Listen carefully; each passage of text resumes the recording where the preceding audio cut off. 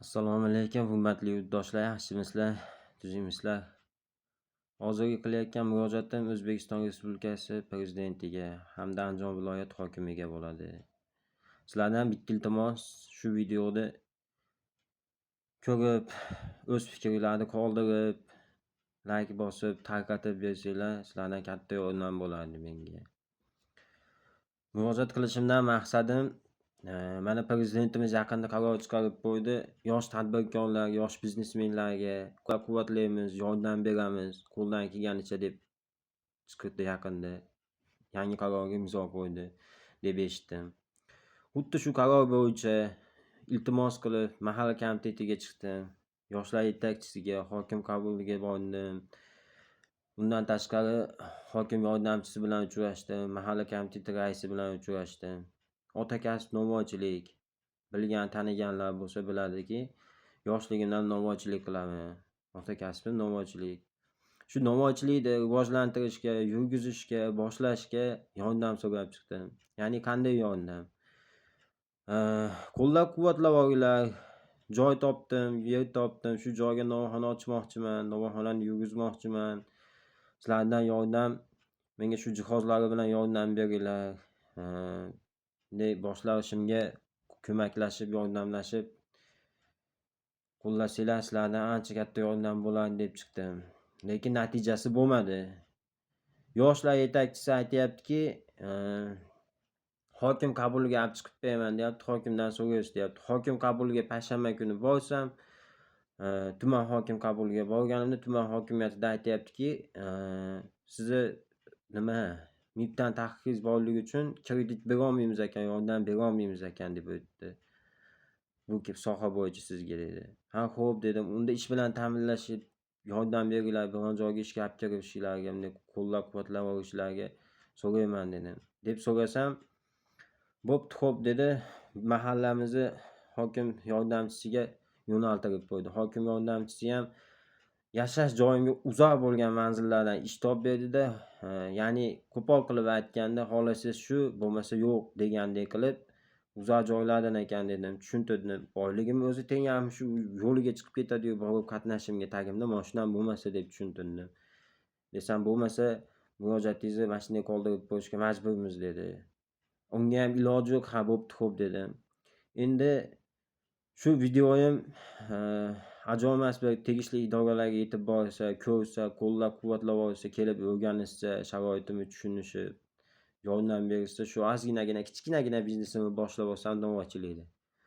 Sizlardan ham yordam bo'lardi, prezidentimizdan ham katta yordam bo'lardi. Ko'plab mablag' so'rab chiqmadim men yordam tariqasida.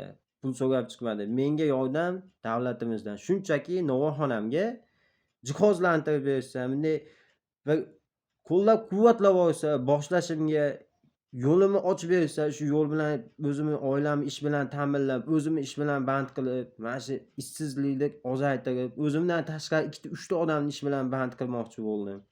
Yugurdim, intildim, mahalla raisiga chiqdim. Mahalla raisiga chiqib turib, iltimos, bir martalik yordam qilib, shu narsani olishimga yordam bering dedim. Yordam bera olmayman dedi. Kam ta'minlangan oilaga qo'shib ko'ring undan aka dedim. Qo'sha olmayman kam ta'minlangan oila bizni hududimizda sanaqli o'zi dedi. Ha, kelib xonadonimni o'rganib, sharoitimni tushunib turib, o'rganib turib, bunday yordam berib, qo'llab-quvvatlab olsanglar, ajoyib sizlardan shu yordam bo'lib qolardi. Yo'q, yoshlar daftarchasiga qo'shinglar dedi. Ularga ham qo'sholmadi. Endi hozirda yana bitta narsa bo'yicha murojaat qilib, shu murojaatim bilan yana chiqsam oldiga, kulch ochib keling, kulch ochib kelsangiz yana harakat qilib ko'ramiz, bo'lmasa yo'q, ellik keldik deyapti. Shuning uchun to'g'risi o'zimni qo'limdan kelmagani uchun charchab ketganimdan yugurib natijasi bo'lmaganida shu videoni qilib chiqishga majbur bo'ldim. Bo'lmasa shu videoni ham joylamasdim men internet tarmog'iga. Joylashimdan maqsad shunday xalq ko'rsa, qo'llab-quvvatlab olsa xalqimiz. Yosh biznesmen bo'lay, tadbirkor bo'lay, yosh yo'limni o'zim ishim bilan band qilay. Undan tashqari o'zim tengqur yoshlarni ham ish bilan band qilay deb chiqyapman. Haligi pul so'rab murojaat qilganim yo'q, biron nima so'rab murojaat qilganim yo'q. Tadbirkorlikka yordam so'rab murojaat qilyapman men. Men yana aytib o'taman. Qayerga murojaat qilgan bo'lsam, pul so'rab bormadim hech qayerga. Banklarga ham kerak bo'lsa pul so'rab bormadim.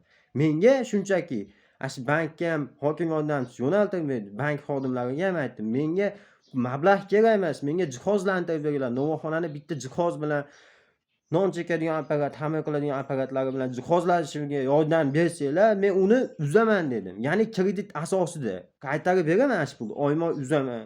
Lekin shuni amal qilishim uchun sizlar yordam bersanglar, oyma-oy uzib shuni kreditdan ham qutulaman. Bitta tadbirkorlik o'zimga bo'lib qoladi. O'zim shu ish bilan band qilaman degan maqsadda qildim shu ishni men. Lekin shu ishimni hech kim haligi ne qo'llab-quvvatlasha olmayapti, ne ko'tarishib shuni yordam beraylik deyishmayapti. Iloji yo'q shu videoni qilib, shu internet tarmog'iga joylayapman. Xalqimizdan iltimos qilib qolamanki, shu videoni maksimal tarqatadilar, like bosib o'z izohinglarni qoldiringlar. Yana kimga murojaat qilsam bo'ladi, qayerga murojaat qilsam bo'ladi? Sizlardan yagona iltimosim shu videomni, shu masalani tegishli idoralar ko'rishligiga, ya'ni yordam berishligiga qo'llab-quvvatlab yordam beringlar, iltimos sizlardan.